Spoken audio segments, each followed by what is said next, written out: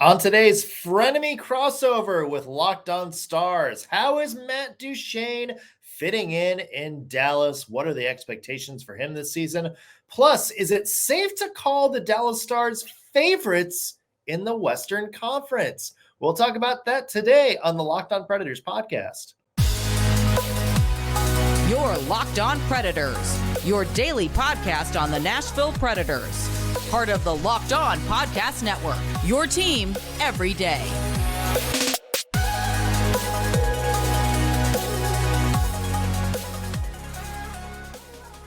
Welcome to a special crossover edition of the Locked On Predators and Locked On Stars podcast. Both of us are part of the Locked On Podcast Network, your team every day. Thanks for making us your first listen.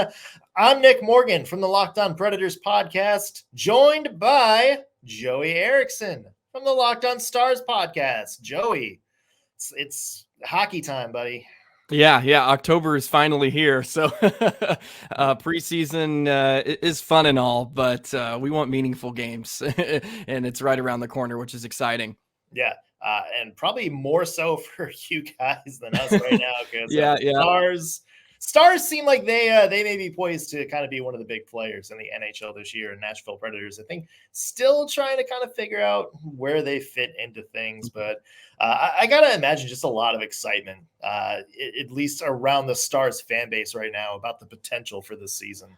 Oh, absolutely. I mean, it's probably shaping up to be the best year that it's been for 5 to 6 years. It just feels like so many things are falling into place. They have contracts kind of figured out, and certain guys are locked down for more than 3 or 4 years, which is really exciting. And even the owner, Tom Ghilardi, he did an interview and kind of talked about this is the most stable the franchise has been since he bought the team. And of course, that's when they were coming out of bankruptcy in the early 2010s. So you got some stability at the head coach with Pete DeBoer now. The Stars have had a coaching carousel for the last 5 years too.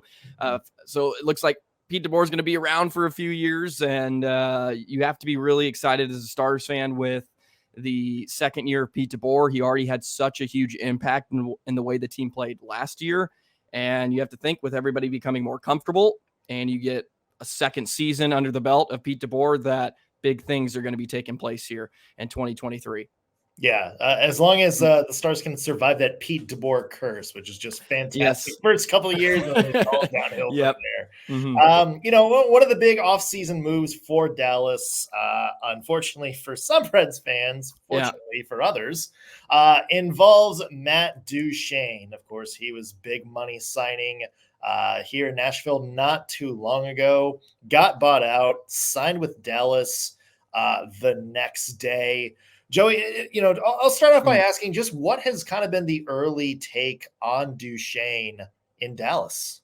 Yeah, he seems like a nice fit, which is a good thing. And you can kind of be worried about how is a guy going to transition from year to year to a different franchise. He's been in Nashville for a few seasons, but he's kind of done that before, of course, coming over from Colorado. He went to Ottawa and then eventually over to Nashville. So he's kind of done the process of jumping ship to a different team. So, and also he's going to be paired with Seguin and Marchment, and Pete DeBoer thinks he's a phenomenal fit. He kind of fits like a glove with him. And he's a big winger, kind of hybrid where he can play center and wing, which is something that Pete DeBoer loves too. So he can take faceoffs on his strong side. And I think him and Seguin are going to pair up nicely. And of course, he's far and away from his prime. We get that. But, he still has high level potential. He's in his early 30s. And if it's one team that can unlock something from an early 30-year-old, it's going to be Dallas. They've seemed to do it in the last few years with some of their own guys. So, I think it's going to be a great fit. He's going to be on probably the second power play unit, and that is something he can be very elite at too. And I think he's going to fit nicely. And the role he has to play here, he doesn't have to be the guy. He's just someone that is going to be asked to probably play a few less minutes and still produce at a high level, which is I think is a good situation for him. And the Stars have found some success in that with guys like Pavelski and Ben, who are playing a little bit less, but still contributing. So I think everybody's thrilled to finally watch him kind of, get going. But so far, Pete DeBoer seems pretty happy with how he's come into the organization and making a statement right away. Yeah, and it seems like just kind of the big thing that you mentioned is just a little less pressure, a little less of a has to do it all role, maybe even a few, some fewer minutes involved there. And that's kind of what seems like the situation that may help Matt Duchene thrive a little bit. It's interesting because in Nashville, he was sort of the guy that Nashville leaned on heavily, not just, because of the way the roster shook out, but just the way John Hines, kind of managed the lineup as a coach. Is just he kind of put all the offense on those top two lines. And, when you had a situation, like where Matt Duchene was in, where you wound up kind of going against that number one defense each and every night because teams could, game plan for that. Yeah. That's when he struggled. That's, when other teams were able to kind of shut him down, there wasn't anybody to pick up the slack. That was a team problem, but a lot of Preds fans blame Duchene for that, for not kind of stepping up. And, it is a little bit tough to swallow because we did see Matt Duchene a lot, kind of step up in big moments, kind of carry his team on his back. It just seems like he never quite got that appreciation in Nashville. Switch that to Dallas, where he's what appears to be the third line. Although I'm sure there's probably a 1A, B, and C situation. Yeah, it's kind of the 2A, 2B is what they call it. Exactly. Yeah. But where he's just kind of a complimentary role, and we've seen other players, like you think about like Taylor Hall going to Boston, winds up having some great seasons that, everybody kind of just, forgot about him a little bit because he didn't have to kind of be that marquee player anymore. He just had to go out and play his game. And last season, other than his MVP season in Boston, was some of the best of his career. It kind of feels like Matt Duchene is on track maybe to do that this year.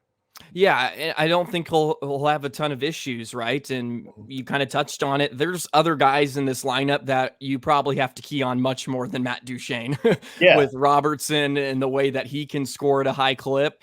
And of course, Rope Hintz is a guy you have to key on with the speed. And then you have your Benz and Wyatt Johnstons of the world that are, seem to be formidable at that second pairing or second line, I should say. So, you go down and then you get to Duchene.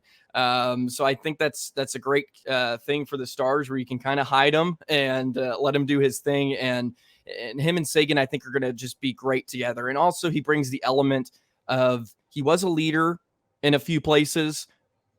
Plus, I kind of lost my train of thought, but so he was a leader, and plus he can, provide on the power play with guys like Seguin.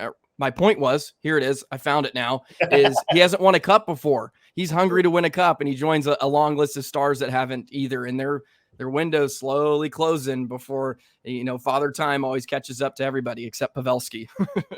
Yeah, and that's, I think, one of the big reasons Duchene coming in is crucial too, because I mean, can you really count on more 70, 80-point seasons from Joe Pavelski? He's what, exactly 37, 38 this year.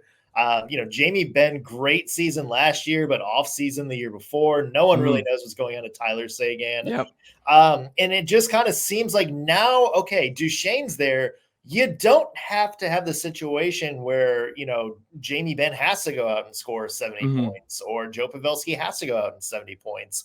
You still got Jason Robertson, who's, a 100-point player, Rupe Hintz, very dynamic scorer. But now it's like you can balance out that depth. You don't need to rely on some of those, more veteran names to kind of be the same players they were. You just need them to be what they are right now. And Duchene coming in, who, by the way, had 86 points 2 seasons ago. Even if he comes in and, let's just say, scores somewhere in the range of 55 to 60 points. Exactly. That's huge. That's all Dallas needs, because you're contributing, you're adding more scoring, and also kind of helping maybe balance some of the regression from some of the older players. if there is regression. Yeah. That's the thing. Joe Pavelski could go out and score 100 this year. Yeah, we keep expecting it to happen, but it hasn't yet. And I think that's a great thing. And I'll give the Stars a ton of credit. They just kind of rebuilt their forward groups after, they lost a lot of depth pieces, like Luke Glendening left in the offseason. Not Ty Domi, that's his father, but Max Domi left. Yeah. And then Kivi Ranta left. Those are some of your kind of fourth line role player guys. And I think an underrated offseason re-signing was Evgeny Dodonov, and he goes perfectly with Johnston and Ben. That line was really, really good for the Stars, especially once Dodonov came over in the deadline. And then you got a veteran like Craig Smith, and you pick up Sam Steele, who's another depth piece that was in Minnesota last year. And really, you're kind of hoping for one of their young guys like Stankoven, who's like the big prospect, who will probably start in the AHL, to kind of take control and force their way into the lineup. And then you're really, really firing all cylinders, because you have kind of the good problem, which is you have so many places, but not enough positions to fill. So that's a good thing, to almost have too much depth. Yeah. No such thing as too much depth. Yeah, no. Especially in the NHL nowadays. And that is kind of a problem for the Nashville Predators, who, of course, don't have Matt Duchene anymore, or Ryan Johansson, or pretty much anybody who was a key player from this team 2 years ago on the team anymore. So how do the Preds make up that lost production? We're going to talk about that coming up in just a second. But first, I want to mention today's episode is brought to you by Indeed. It's almost fantasy sports season, and when you're drafting your fantasy hockey team, do you ever wish that you could do the same thing with your business team? Pick and choose exactly the roster that you want to win the league. If you want to do that for your business, you need Indeed. Indeed is the hiring platform where you can attract, interview, and hire all in one place. That way you don't have to spend hours on multiple job sites looking for candidates with the right skills. You can just do it all on Indeed. You can find top talent fast with Indeed's suite of powerful hiring tools like Indeed Instant Match, assessment, and virtual interviews. And if you hate waiting, Indeed's US data shows over 80% of Indeed employees find quality candidates whose resume on Indeed matches their job description the moment they sponsor a job. That is why Indeed knows when you're growing your business, you have to make every dollar count, which is why with Indeed, you only pay for quality applications that match your must-have job requirements. Visit Indeed.com/lockedon to start hiring now. Again, Indeed.com/lockedon. One more time, Indeed.com/lockedon. Terms and conditions apply. Cost per application pricing not available for everyone. If you need to hire, you need Indeed. All right, Joey, we are back with our special crossover edition of Locked On Predators and Locked On Stars. Joey, I kind of just want to start with your take, maybe an outsider's perspective on what the Nashville Predators have done this offseason. We mentioned you guys got Duchene now. Ryan Johansson left about a week before he did. A lot of changes going on. So just kind of from an outside perspective looking in, what's kind of the thought from other teams on the Predators? Yeah, I think they're kind of in that in-between period where you're not really rebuilding, but you're kind of in a transition, and it probably starts from the top down too, with Andrew Burnett coming in, and he'll have his first season at the helm. So you'll be implementing systems which can work really quickly.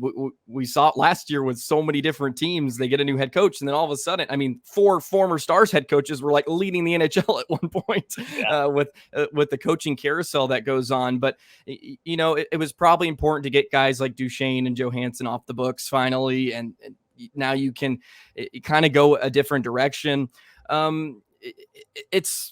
You're not expecting a whole lot, but when you have a guy in net like UC Saros, it's a nice number one netminder. You never know what can happen. And of course, you have some elite level players like Johansson, but Yossi on the back end, who's of course one of the top 5 defensemen in the NHL, a perennial, Norris Trophy, candidate. So Yeah, I just think it's kind of that weird transition period, and now you're going to have to look for others to contribute. I guess my question would be, who's going to have to kind of take over that role of kind of being the guy, right? And, who are some guys that you're probably going to have to step up that you didn't get to see in past seasons? Yeah, I mean, you talk about Yossi, you talk about Philip Forsberg. Those are guys that are going to have a lot of responsibilities on their shoulder. Ryan O'Reilly coming in, you hope is going to take up some of that as well. But from here on out, Joey, it's about the Preds' younger players. The prospects coming up in the system. We had a guy last year by the name of Tommy Novak, who was kind of a career AHLer, made his debut at 25 and wound up scoring, 48 points in 55 games. He's going to be a big factor in this Predators offense moving forward. He's already been, a major part of the preseason. On his wings are two other young players, Phil Tomasino and Luke Evangelista, two high Predators draft picks. Tomasino was a first rounder, Evangelista a second rounder. Those are guys who came in at the end of last year when everybody was either hurt or traded somewhere else, and they played very, very well. You kind of look at that line as being we don't have Mikael Granlund anymore. We don't have Duchene or Johansson. This is kind of that line that's going to have to provide the help for Forsberg and Yossi to get some of these points. I don't really think we know what their ceilings are quite yet. We just haven't had a good look at them in the NHL, consistently long enough to kind of see what they're going to become. And we also really haven't seen them that long in Andrew Burnett's system. But if they get off to a strong start, there's hope that they can kind of be that next generation of 80, 90 point Nashville Predators consistent scores, especially in an offense like Andrew Burnett's, where it's just so run and gun on the front foot all the time. Yeah, and you can have a lot of success with that too. Lindy Ruff for the Stars came in for a year, and the Stars pretty much obliterated everybody offensively. And in today's NHL, it fosters that.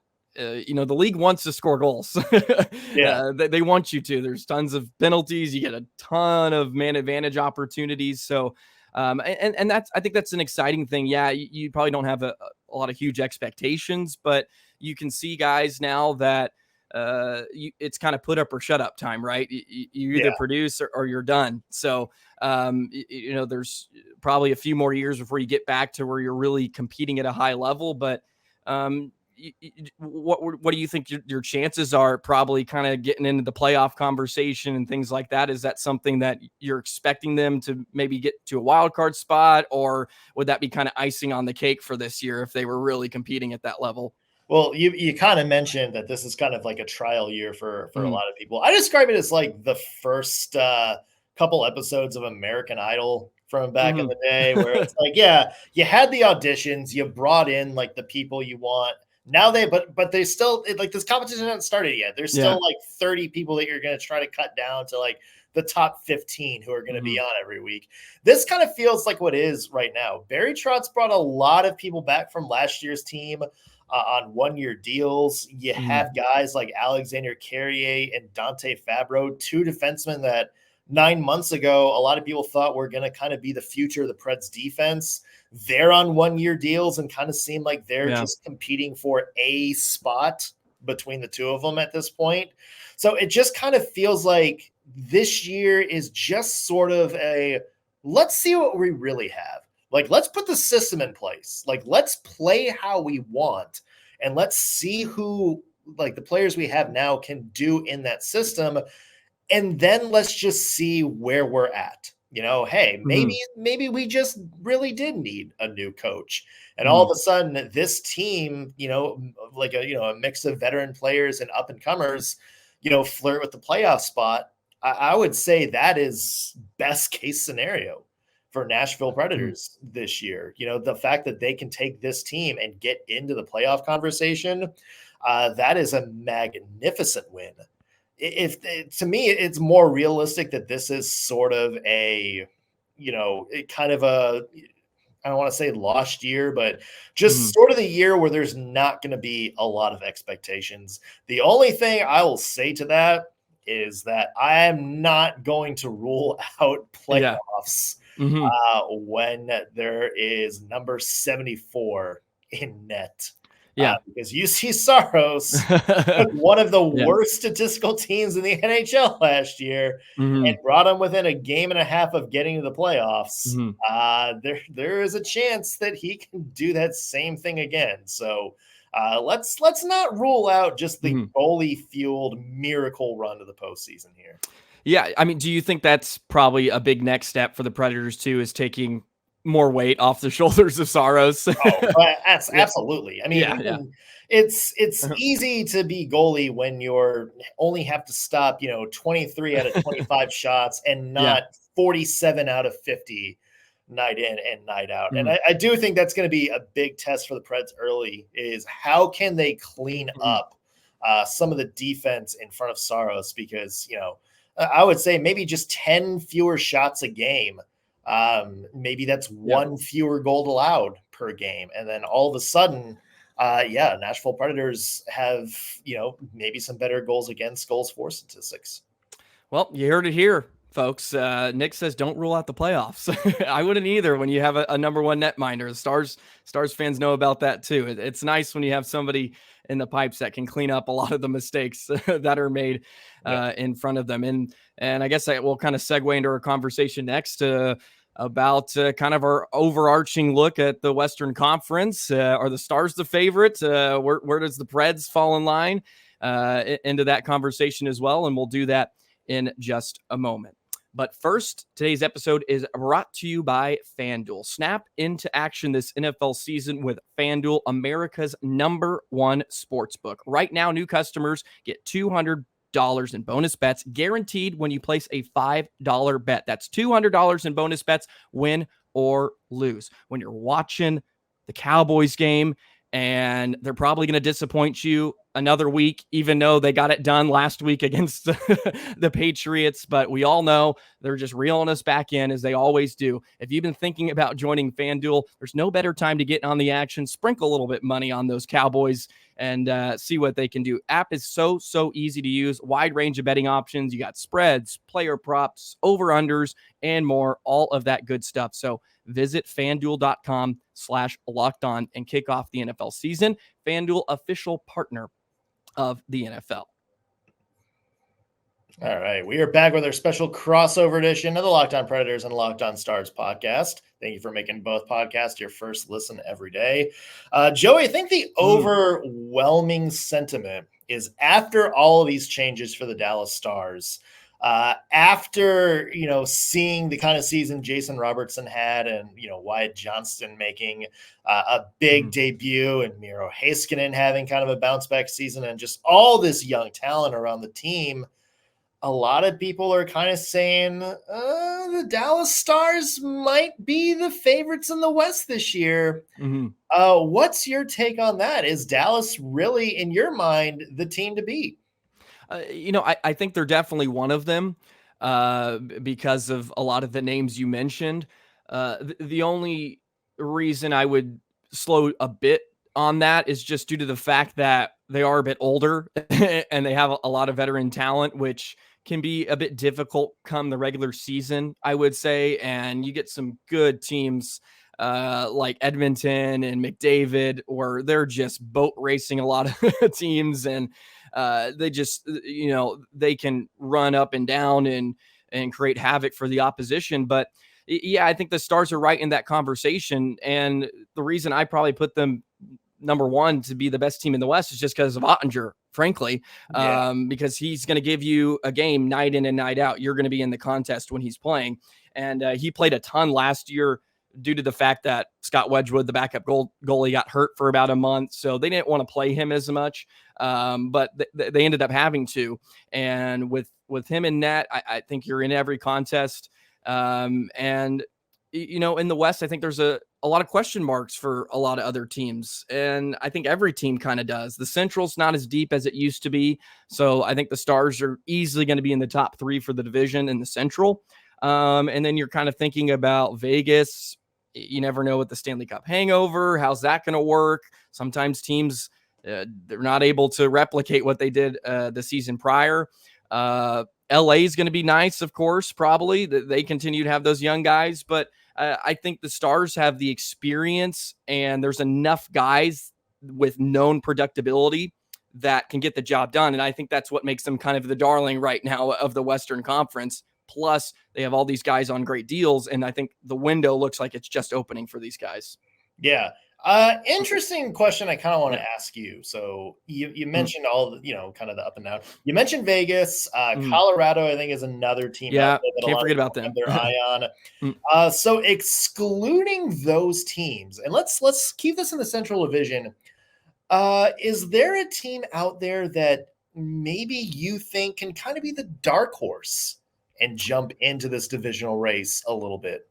Yeah, if I had to choose two, if I went with a couple, probably St. Louis. They just seem like a team that's always competitive and are going to give you a fight. They're not a team that seems to want to go down, and they're not going to go into the full rebuild type of situation. Yeah. And they still have some guys there.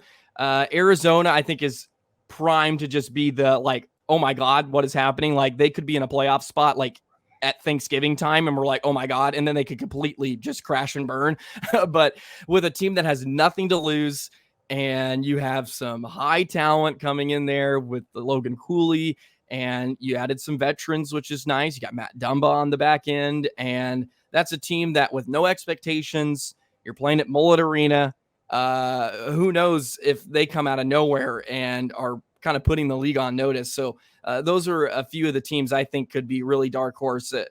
Blues, just, they always give me the ick almost, where it's just, they're just going to be around. They're going to hang around, and you never know with Berube in them. Yeah. You mentioned Arizona. First off, give me a playoff game at Mullet Arena. I did not know I needed that so bad until we started talking about that. So that thought gun into my head. Yeah. St. Louis is interesting just because it feels like the last couple of years, their entire season really hinges on Jordan Binnington. And that's kind of been the main takeaway is, can they, get stability elsewhere in the lineup? That's going to, I think, kind of be the big key to St. Louis. But I agree with you. I would say St. Louis is kind of one of those teams that's like I see a lot of upside in what they do as well. Let me ask this regarding the Stars in the West. Is there? I kind of want to be like careful about how I say this. But would it be just sort of a letdown not getting to, let's say, at least the Western Conference Finals this year? Like not just like we should have made it, but more of it like in a no, this team should have done much better than this. Yeah, no, absolutely. I think it would be. I really do. And those are high expectations. I understand that, but with the team that they've assembled here, it kind of feels like it's almost Western Conference Finals or bust situation. And, there's some teams that are completely different where it's Stanley Cup or bust, but it's hard to get to the Western Conference Final. It is really, really hard to do. Yeah. But, they're primed and ready to do that again. And if they get there, I would be satisfied. Of course, you want to reach your ultimate goal, but I think it would be some sort of letdown because, there's a lot of question marks with this Stars team because they have a lot of old guys that are, on the tail end, and Pavelski's only on for one more year. That could be his final time.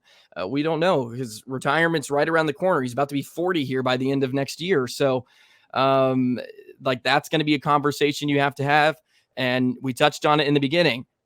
How much more can you get out of Ben and Sagan and these guys? At some point, it's really going to catch up to them. And of course, they're happy with, I think, their development and the guys they have coming up. But, you have this core that's still around that, the fan base wants to get a cup because I think as a Stars fan, you're just going to be really disappointed if you never got one with your Sagan and Ben, with how much you've been paying those guys and you've had them here forever and they're big pillars of the organization.